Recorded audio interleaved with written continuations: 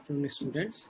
So today we are going to read uh, biofertilizers and the microbial inoculants and the carriers. So in this topic, initially I am going to tell you the biofertilizer means the inoculants which can be used for the plant growth, and these are like the microbes which can be used for the seeds growth as well as the growth of the plant in a better way.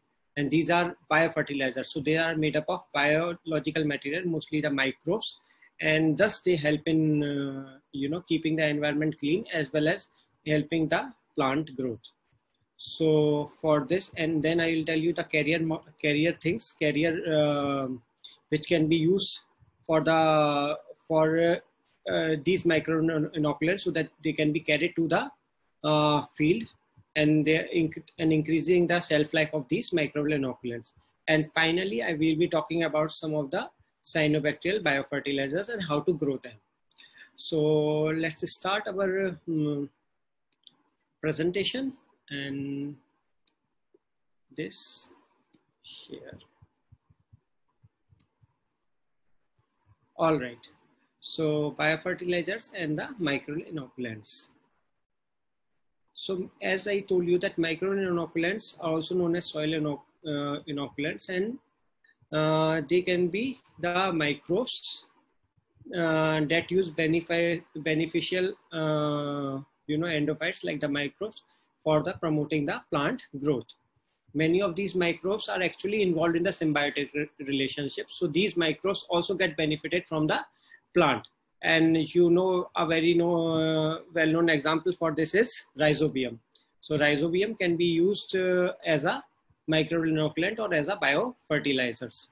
So, and how they help? They improve the plant growth. They can also promote the plant hormones production, as well as they can help the plant to fight against number of diseases. Micro inoculants can induce systematic acquired resistance for the crop species to fight against several diseases. So far, systematic acquired resistance has been demonstrated in powdery mildew, leaf spot, and the root rot diseases. Okay, the types of microbial inoculants. So there are different types of microbial inoculants, and we can divide them in three types. One is bacterial inoculants, another is fungal inoculant, and third is composite inoculants. So the bacterial inoculants are again divided in rhizobacterial inoculants, which can be nitrogen fixing bacteria or the phosphate solubilizing bacteria, as well as non-rhizobacterial inoculants, which are free living microorganisms which are present in the soil. So initially we'll read about the bacterial inoculants. So in the bacterial inoculants, nitrogen fixing bacteria. So there are a number of nitrogen fixing bacteria, and the most important of them is rhizobium and its closely related species or genera. Rhizobium are not nitrogen fixing bacteria, and these are having a symbiotic relationship with the in the root nodules of the leguminous plant. There are other bacteria also which can grow with the non-leguminous crops and fix the nitrogen, and that is azospirillum has been demonstrated for the beneficial in some cases for nitrogen fixation and plant nutrition in the non-leguminous plants. As well as there are number of free living microbes also, like azotobacter, which can fix the nitrogen by living freely. So they are not in any symbiotic relationship, but they live freely in the soil and fix the nitrogen. Right, and so another one is phosphate solubilizing bacteria. These phosphate solubilizing bacteria, the example is Agrobacterium radiobacter. These are free living bacteria and break the inorganic soil phosphate into the simpler form so that a plant can take it. So that is very important because phosphate is required for our DNA, RNA, and number of enzyme activities.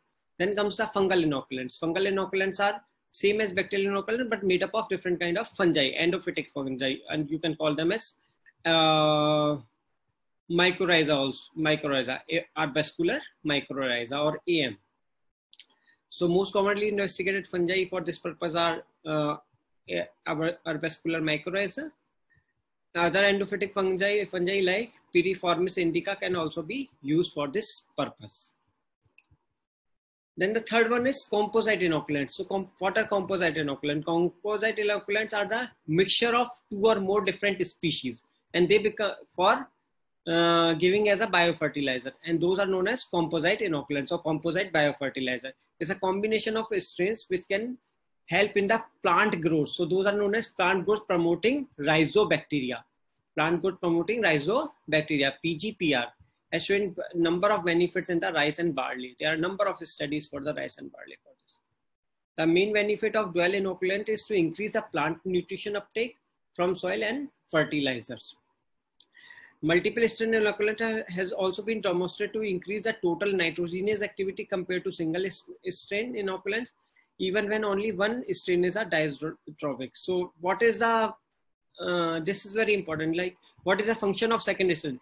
Second strain helps the first diastrophic strain. Diastrophic strain are those strains which fix the nitrogen. So another strain which is present with the nitrogen fixing strain, although the second strain is not nitrogen fixing, but it helps the first strain to do the more and more, show more and more nitrogenous activity and do more and more nitrogen fixation.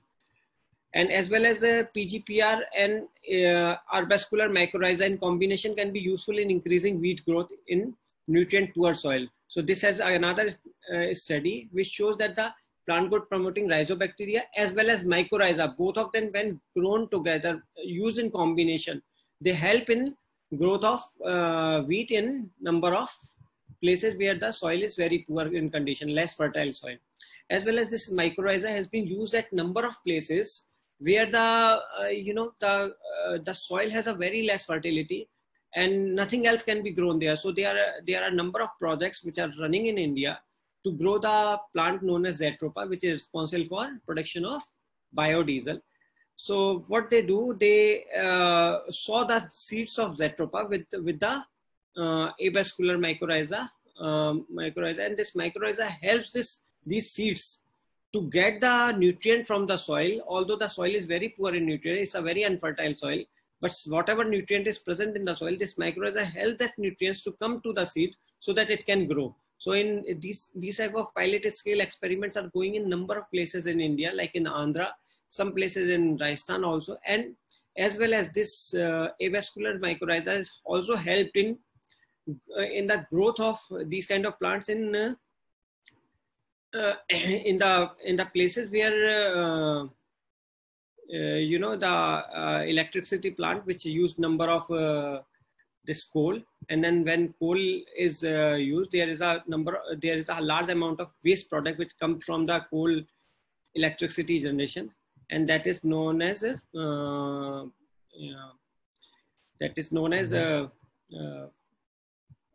this aluminum waste or the red mud. And with this in those places also this mycorrhiza has been used.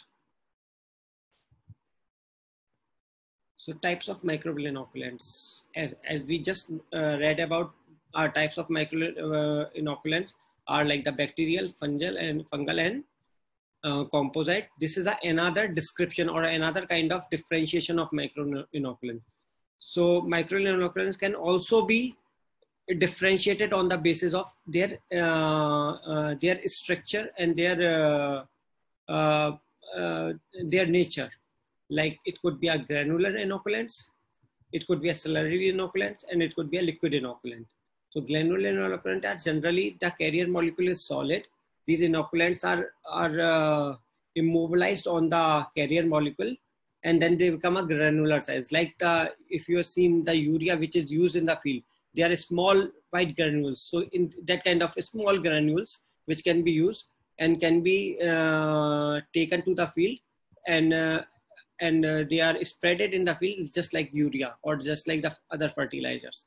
Then there is a slurry inoculants which are mixed with the soil during the plowing of the soil, and these are the slurry inoculants.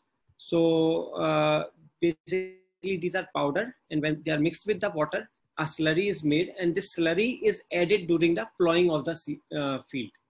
Then the third are liquid inoculants. These are totally liquid and they can be sprayed in the field. So basically these are the spray as you spray the water. So you can mix them with the water and can be sprayed during the spray on the seed before sowing. So during the plowing of the field.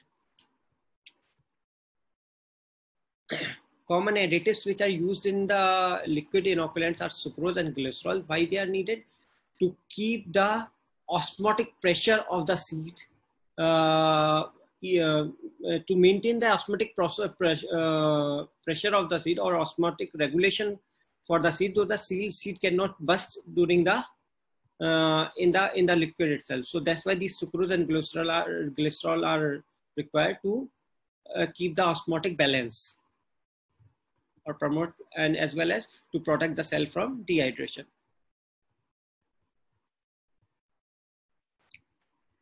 Advantage of microbial inoculants: easy to handle, allow manufacturer to add sufficient amount of nutrient in the inoculants, like cell protectants, greater protection against environmental stress, increased field efficiency. So these are the different advantages of the microbial inoculants.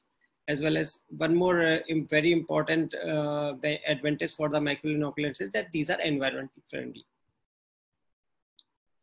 What are the disadvantages for these microbial inoculants or the biofertilizers?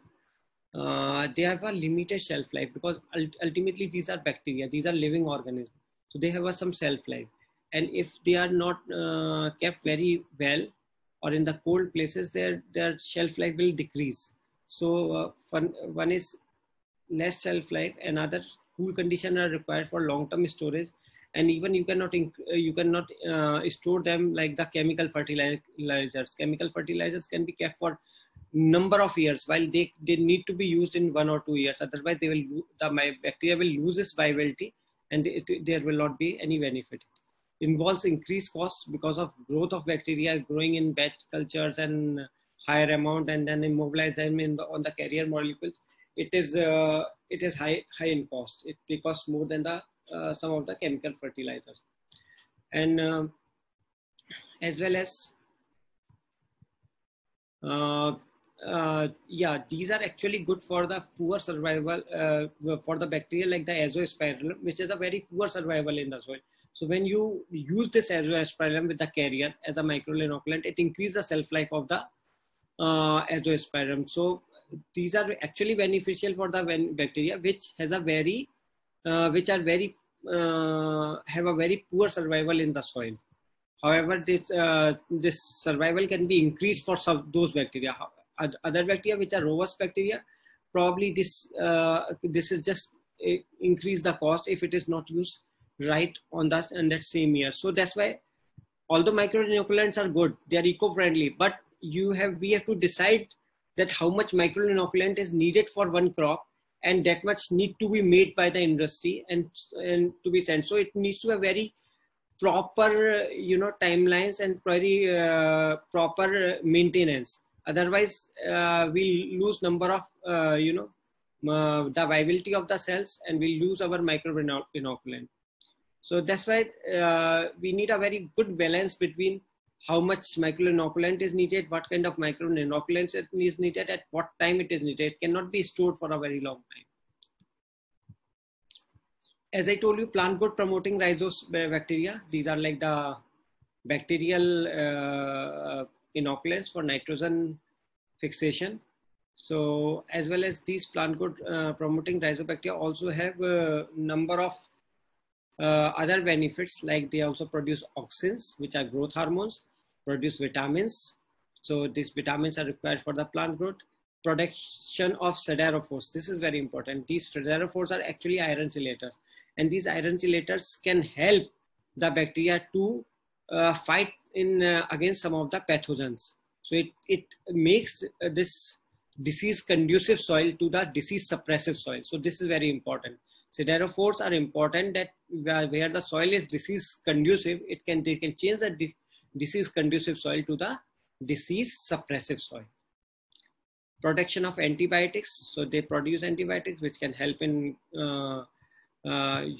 keeping them protected from the pathogens, and promoting plant defense mechanisms by inducing flavonoids and phytoalexins. So these all are the benefit of plant growth promoting rhizobacteria, and in addition to this, they also fix the nitrogen, and they also solubilize the phosphate in the soil. So this is one of the example that in the salinized soil where the salinity is high, inoculating a vascular mycorrhiza infected Vicia fava plant can help in the growth of the Brasiliaceae plant. So this is just an example which shows that the in the salinized soil, if we use the a vascular mycorrhiza infected Vicia fava plant, a small plant, then if this plant is grown with the Brasiliaceae plant, then it will help in the growth of the Brasiliaceae or the Brassica species family, Brassica family plants. These are some of the studies which I have taken from different papers about different kind of micro-inoculant like the Azotobacter, Azospirillum, Acetobacter, Pseudomonas used for the cotton field. Most of these examples are actually from the cotton field only. And what was the impact of this micro-inoculant? That the increase in the ball number and weight and reduce chemical fertilization. Similarly, in another study, Pseudomonas aeruginosa and Bacillus fusiformis was used. It was applied as seed coat and tested in the field trial. And it's all what it does, it improved growth and yield and reduced application of the chemical fertilizer. Third one was Pseudomonas fluorescens. It was just tried in the greenhouse using formulation for application and promoted the plant growth. And the fourth one was Azotobacter chromococcum and mycorrhizal fungi. It was used as a soy seed treatment. So over the seed, this micro-inoculant was used. The field trial was done, and what was the effect on this? That it improved the plant height, it improved the ball number, ball weight, and synergistic effect of co-inoculum. And there was a synergistic effect of this co-inoculum. Both of these are composite, like a synergistic effect of composite inoculum. So these are the different studies on the cotton. So yeah, this slide just gives you a very brief idea about how these bioinoculants are made and how from the industry or from the initially lab, how they go to the field. So initially the microorganisms are isolated from the rhizosphere, the beneficial microorganisms. Then all of these microbes are screened for the plant growth promoting properties. The microbes which are showing the good plant growth promoting properties, like the activities which I just told you, production of oxygen and etc., vitamins. Then the genetic characterization of these bacteria will be done, and a nutrient medium will be developed for these bacteria so that they can produce maximum plant growth promoting compounds. Once this medium is medium is optimized, a batch culture cultivation is done, then the large scale cultivation is done, and then the formulation is made, the liquid or a solid granule waste, and then it is delivered to the field. And once it's delivered to the field, it is used in the field, and then in the field, the efficiency enumeration and the molecular detection of these compounds is done. So this is whole procedure which takes place before the production of any bioinoculant at the industrial level. This is from one of the paper by D.P. Singh et al. In 2016. So I've made this presentation from number of publications from 2004, 2005, 2008, 2016. So all of these slides are made from different publications. So you will not get this whole presentation at our place, but I'll send you this presentation as well as these publications so you can read them. This is another example from another paper, Merino Caligum in 2016. And this shows the doses of different microbial inoculants to different crops, how much they are required per gram and or per gram of how much they are required in grams per kilogram of those target crops. Then comes the carrier for microbial inoculants. So what is the general characteristic of a good carrier? So if we think about it, what all things are needed? That first and foremost thing is that it should have an ability to deliver right number of viral cells in good physiological conditions at the right time, right? So if the carrier molecule, compound can keep the cells viable for a longer time at the good physiological condition and can be used at the right time, that is a very good condition for the, very important condition for the carrier molecule. Another, it should be sterile and cheaply sterilized, means it should not have any growth of bacteria, because if bacteria is already growing inside a carrier molecule, probably that could be a pathogenic bacteria for a plant, and that is not beneficial. So either the compound itself is sterilized and there should not be any bacteria in this, or if it is not sterile, it can be sterilized easily. And it should be chemically and physically uniform as possible, like, because it is required in huge amount. So it should not be like one bulk of carrier molecule is different from the another bulk. It should have more or less uniform physical and chemical properties with between the different bulk, as well as their physical and chemical properties should not change with time. Like, because when you are making it them in the lab, they have a different kind of uniform, their physical and chemical property, and when they reach in the field, probably if their chemical and physical properties change and they become toxic for the plant, that's not good. Suitable for many bacterial species and strain as possible.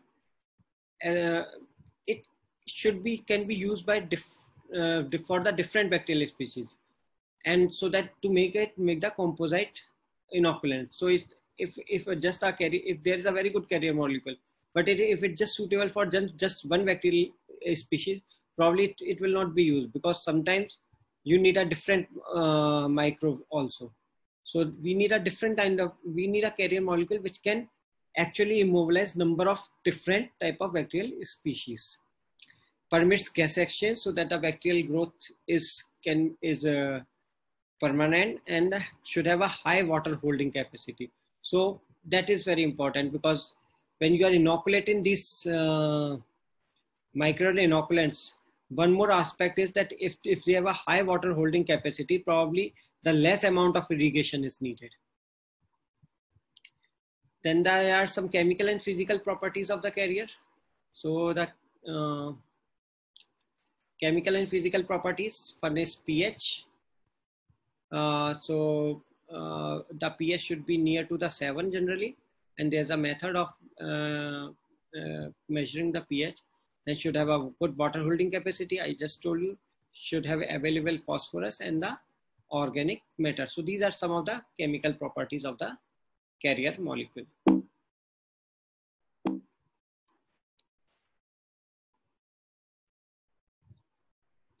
Other essential criteria for selection of carrier molecule, basically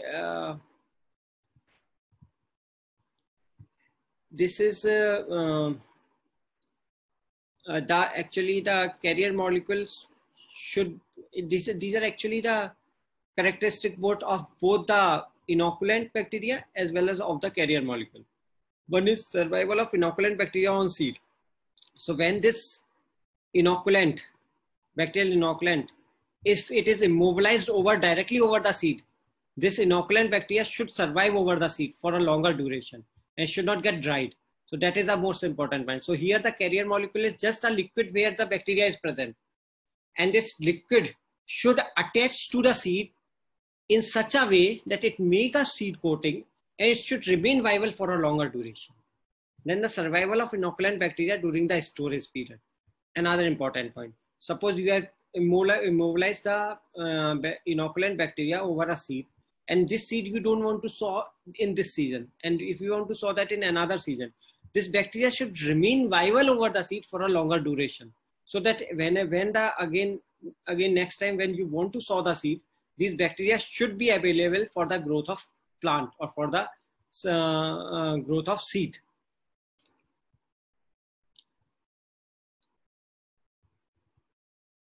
So different kind of carrier molecules which are present or which are used are peat. What is peat? Peat is actually you can say that it is like a powdered charcoal or powdered coal. So peat is powdered coal.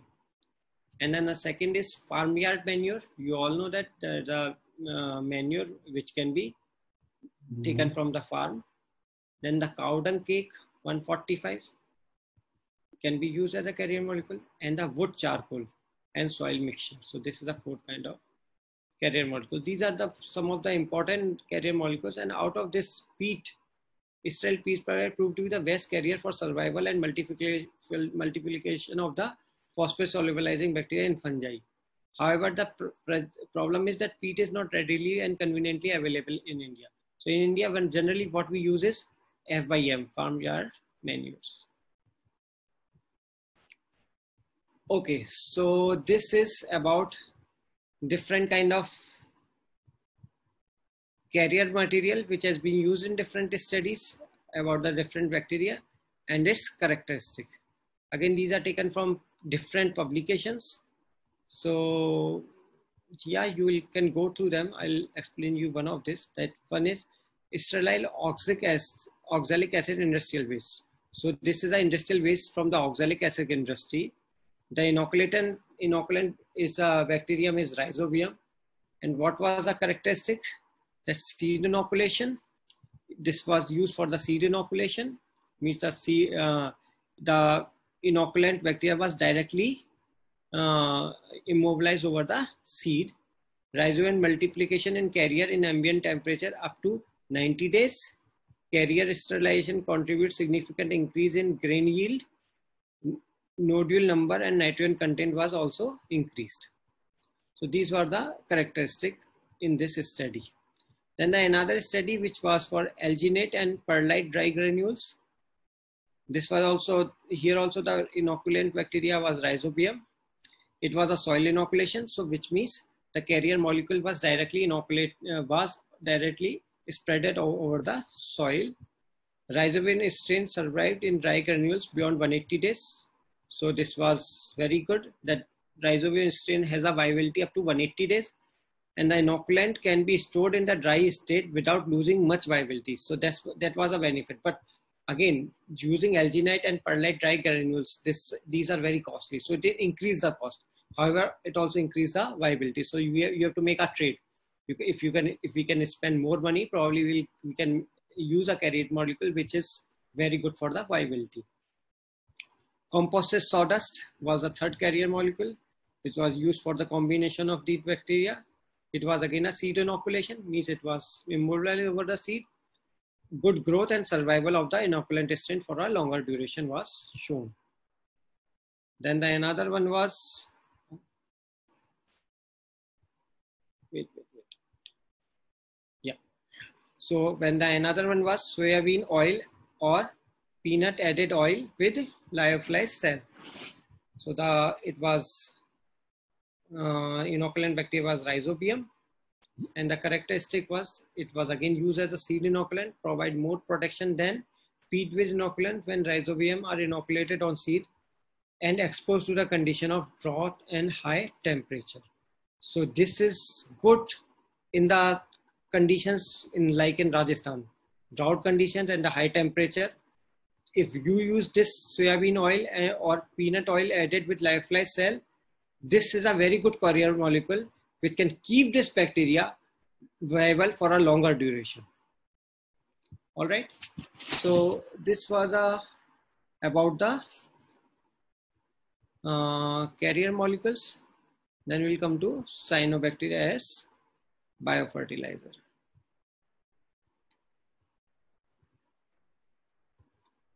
All right. So cyanobacteria as biofertilizer. So why cyanobacteria can also be used as biofertilizer? Actually, this is a very good biofertilizer because cyanobacteria are the huge source of nitrogen, phosphorus, which are two important plant nutrients. And both of these, nitrogen and phosphorus, is found in sufficient quantity in the cyanobacteria. They are not poisonous. They can be grown in the tanks anywhere in the open environment. There's no problem of contamination. Once their growth will start, they can be grown in open pond for a longer time. They are less, requires less economic input, as well as they can be grown for a longer duration of time. They can be survive for a longer duration of time, and they can grow in the very harsh conditions. So they are environmental friendly, eco-friendly, and can grow in harsh conditions. So all of these regions, because of all of these reasons, the cyanobacteria are the very good biofertilizers. Increased production. So primary reason to use them as biofertilizers: increased production with less economic input, eco-friendly, have no adverse effect on land. So blue-green algae, as I told you, the benefit that first is nitrogen and phosphorus. In addition to this increase the soil force with having filamentous structure and production of adhesive substance, so that the nutrient can stick to them and can be used by the plant. Excretion of plant growth promoting substance like auxins and gibberellins. Increase the soil biomass after their death and decomposition. Increase the water holding capacity through their jelly-like structure. They can hold lot amount of water, lot more than their own cell mass. So they increase the water holding capacity of the soil and decrease the soil salinity. Okay, so there are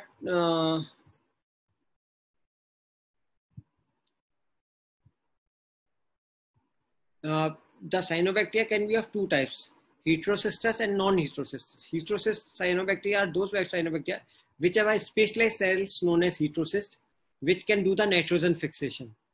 And for this purpose, generally the cyanobacteria which we use are the cyanobacteria which have heterocyst, because we need more nitrogen in the soil. Blue-green algae on soil rocks fixes nitrogen up to 25 kg per hectare. Anabaena with water fern Azolla contribute almost about 60 kg per hectare. Anabaena azolae lignolysis and release phenolic compound which profuse sporulation of organism. So you can see that the benefit of Anabaena with the Azolla is they can contribute up to 60 kg of biofertilizers per hectare, and how they also help as they produce phenolic compounds, and this can help in the sporulation or the seed germination. Generally, the carrier molecule which is used for cyanobacterial biofertilizer is coir waste. So how they are produced? So conveniently produced on brackish water and partially substituted with chemical fertilizer to avoid environmental pollution. So brackish water, what is a brackish water? Brackish water is high salinity wastewater. So another benefit is that the water which is used is actually, it's not a pure water. It can be, you can use a wastewater, high salinity water, and can grow cyanobacteria there. So this is a benefit of growing this cyanobacteria. Once it is grown in sufficient amount, it is mixed with the chemical fertilizers and made as a dried algae, which can be used in the field. So there are 2 or 3 different methods of producing cyanobacterial biofertilizer. One is throw method. So this is generally growing into the trays, in the shallow trays, this cyanobacteria. So you take these trays and then spread 4 to 5 kg of river soil, sulfur phosphate and the molybdenate, settle down for 8 to 10 hours, add furan and malathion, add inoculum of blue-green algae, then the soil pH was maintained at 7. After 10 to 15 days, drain the excess water as blue-green algae looks like a hard flake stored in the plastic bags. So this is a method which can be used not for a very huge field, but to make a cyanobacterial packets. So this is like kind of a small scale industry where these small trays are used, where this reverse soil is actually used. So no nutrient is required, no which need to be bought from the market. You can just use the reverse soil, add only furadin and malathion, because these help in they stop in the they will stop the growth of other pathogenic strains. And you add a small amount of superphosphate and sodium malodonate. These are required for the growth of cyanobacteria. Add your cyanobacteria. Within 15 days, cyanobacteria will grow like a hard flake, and you can store it in the plastic bag for a longer duration. Same as throw method, there is a pit or tank are dug in ground and layered with a thick polythene sheet to hold water. So you can see this is a whole field. You dig this field almost like 4 to 5 feet down, and then put the plastic, this plastic in this field, and then grow this cyanobacteria right in these ponds. So they can be grown in the open conditions. So that is a good benefit of this. Generally, when you grow the bacterial inoculants, they cannot be grown in an open space, because bacteria is very susceptible to the contamination. Cyanobacteria is not that much susceptible to the contamination. Why? Because the medium which is required for the bacteria, generally the bacteria is heterotrophic bacteria, and the medium is required is very rich in compounds. It has sugars, it has all the minimal salt medium and everything. While the cyanobacterial medium which you use are very simple medium, because they don't require any carbon source, because they use CO2 as a carbon source, and they use sunlight. So the medium which you are providing is just a reverse soil with the water. Okay, so that has very less nutrients. So generally the bacterial contamination do not take place in these kind of conditions, right? So then the third method is a field scale method, where you grow this in the huge field of 40 meters square. So it's like a whole field. You take the field, dig the field, remove all the stones and stubble from here, then add water up to 2.5 centimeter depth. No need to add culture if already using for 2 consecutive crops. So that is an important thing, that initially first time you need to add the cyanobacteria and it will grow. But after 1 or 2 crops, you don't have to add the cyanobacteria, because some of the cyanobacteria will remain in this area, in this pit which you have made in the field, and this cyanobacteria can itself work as a inoculant for the growth. So this is what written here, that you even don't require an initial inoculum or initial seed for growing the cyanobacteria. This cyanobacteria is some of the cyanobacteria which is already present in the field. If you have made it for 1 or 2 times, it can actually be used as an inoculum. After the last step, it is sun dry and collect them. So this is a method. And there is a fourth method, nursery cum algal production. These are again the same small pits where this cyanobacteria can be grown. I have already told you the benefit of this. These are eco-friendly, soil enrichment, harness atmospheric nitrogen and make it available to plant, increase phosphate content in soil, right? So yeah, these are the different types of biofertilizers and the microbial inoculants which we have read. Carrier molecules, different types of carrier molecules, number of examples which we have read from different papers, number of examples of biofertilizers which we have read from different papers, and then the number of field studies which we have studied in a form of a table, and then the cyanobacteria as a biofertilizer. So I hope it is clear to you. You can read it very well and go through this video again and again. I am also sending you this presentation as a study material as well as some publications on your emails. You go through it very well, listen it again and again. And if you have any query and if you have any doubt, We'll again meet on the Zoom sometimes, and then what we'll discuss all the questions. All right, thank you very much, and I hope